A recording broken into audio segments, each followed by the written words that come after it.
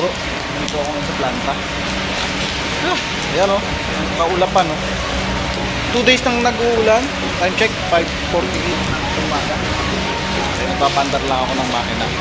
Kumaya, punta tayo rin sa ating mga alaga. Bisitahin natin kasi 2 araw na nag-uulan. Tapos nung nagpakain ako ambon-ambon lang. Pero ngayon ito, tuloy-tuloy nang nag-uulan. Baliktad na ang panahon ngayon dito sa Middle East, dito sa Kuwait.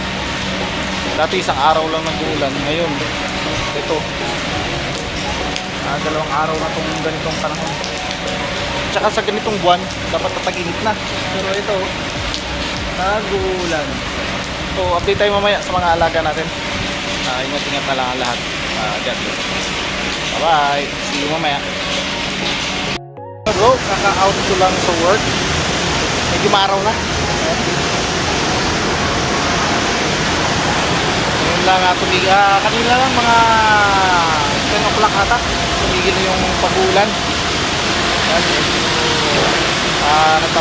Nabasa rin ito. Hindi na ng tubig na naman. Kung mawala rin yan, yung mga alaga natin, napatin, napakain ko. At yung mga isda, pakita ko sa inyo. Yung mga alaga natin isda, napapansin nyo yung mga lumot-lumot na yan, tinitira nila yan. Yung iba malinis na. Mga gilid sa ilalim.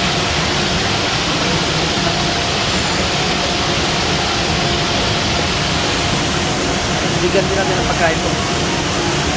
Pagka pagkain na natin yung ating mga kalapati natin. Bumaba na rin yung itim na pitsyon. Ayun o. Laking kalapati. Kaya lang puro bulutong ang muka. Mawawala din yan. Habang lumalaki yan, mawawala rin. Kagaya ng mga naunang pitsyon natin. Nawala na yung kabilang bulutong.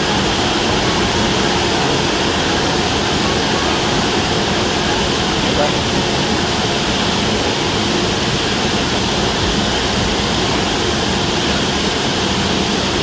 Kawawa naman. Gusto pa magpasubo sa ama.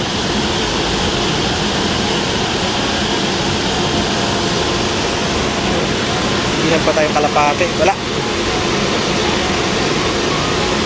Marunong na rin siyang kumain. Nanginginain na rin siya.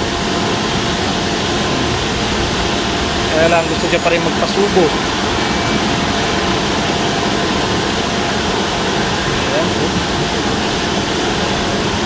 Dami nila. Yung talbos natin, maganda na tubo. Siguro ito mamayang hapon lilipat ko na rin itong isang to. Ito pa rin natin dyan. Agawi doon para kahit pa paano masilong na pagka ganitong oras.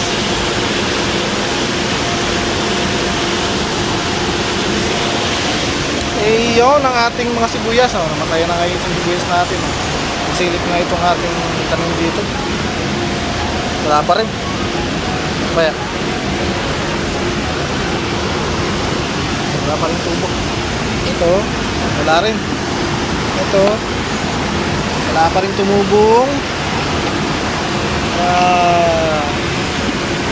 So yung beans natin, ayan na siya. Yung talagang beans natin, 4 na piraso yan. Sitaw natin na maganda ang tubo. Yan.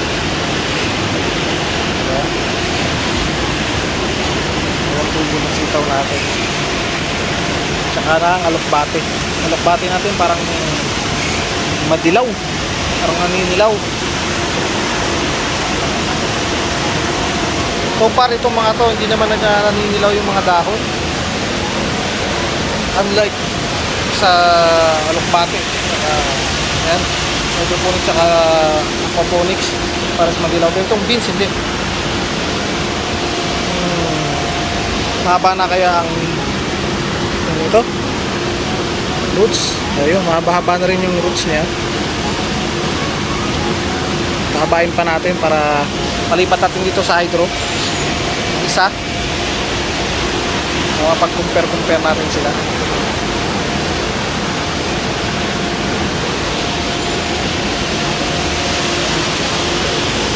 Nabusog na sila. Ubos ang patuka. Kailangan ubusin na pati pellet. Kaya pinaluan ko ng mga pellet So yung bihag natin, hindi na umalis. Laking kalapate.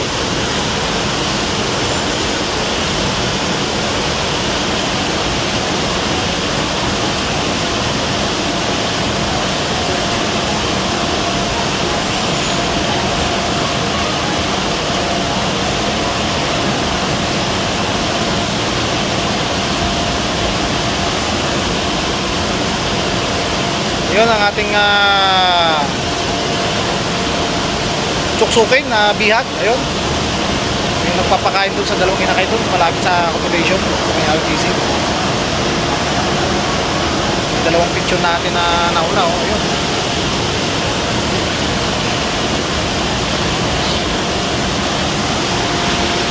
So parang okay pa naman ang ating mga isda.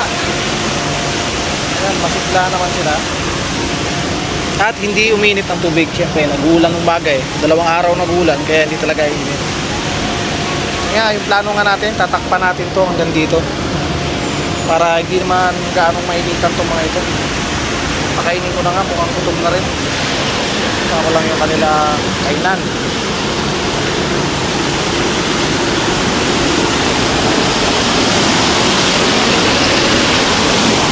Gusto yun. Gusto yung patuka. Gusto yung patuka.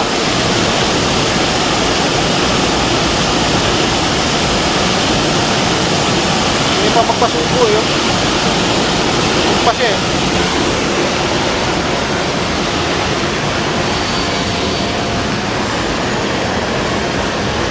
Napakainin lang natin tong ating mga alaga. Isda. Sanayin ko kaya kumakain sa aking kamay ko. Bukan natin.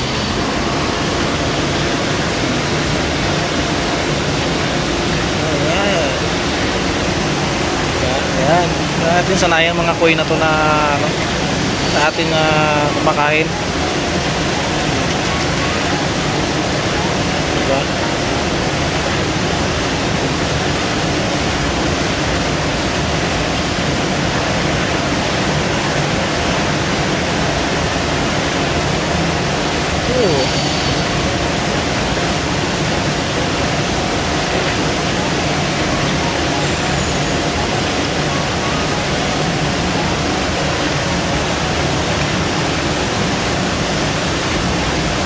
Alright. Kailangan masanay natin silang kumakain sa atin para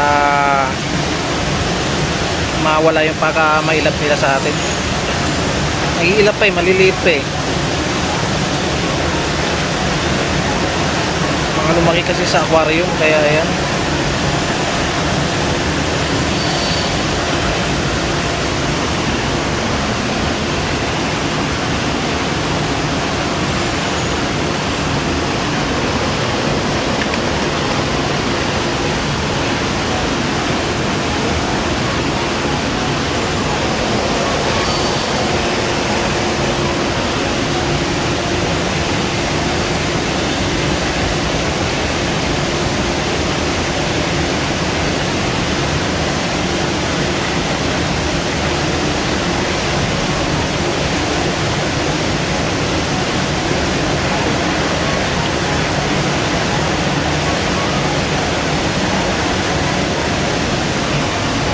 Ayan, yun yung unang day na hindi sila natakot sa atin, no? Araw-arawin na natin yan para masanay na sila, hindi mailap sa tao.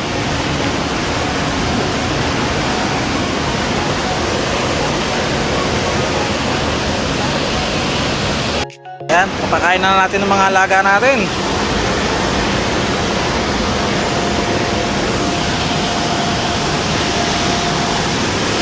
Itong ating taniman nasiksik gawa ng umulan, magandang tubo. Maganda nga ba? Tignan natin ang kanal para kahit paano bungal-bungalin din.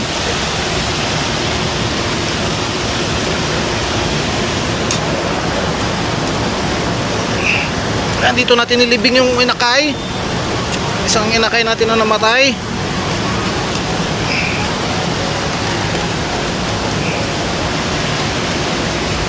Singawang lupa.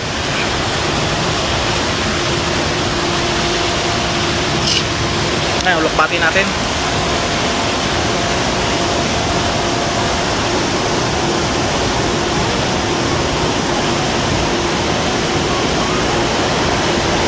Yan o. Ha? Gusto ko talaga magpasubo.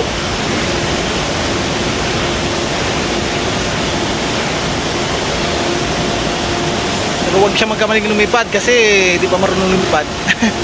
Picture natin. Ang dami niyang bulutong, nakakaawa. Yun din yung kinamatay ng isa nating inakay. Yung bulutong din. Inalagaan pa siya ng nanay niya. Kung paano. Dito naman meron tayo isang inakay dyan. Hindi ko lang alam kung ano, yan ba yung mangingitlog na o ano. Pero sigurado ako yung isang pares natin na yun, malapit na mangitlog yun.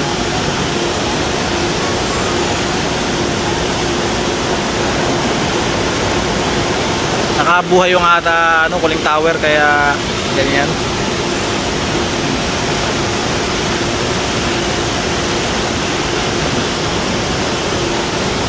Alright.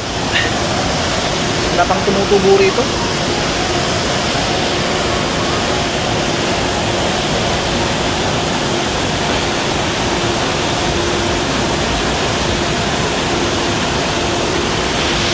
Ang ating avocado, ayan. Natubo ng avocado natin. Palit nga natin para kahit pa paano. Palit natin. Para mas lalong gumanda ang kanyang tubo. Palit natin yung gilid.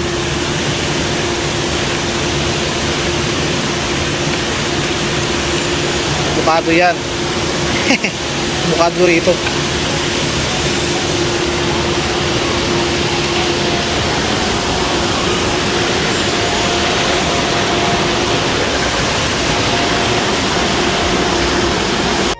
Na lang siguro ang ating video for today sa ating mga pinagkakalibangan. Natingan na lang lahat. God bless. Bye!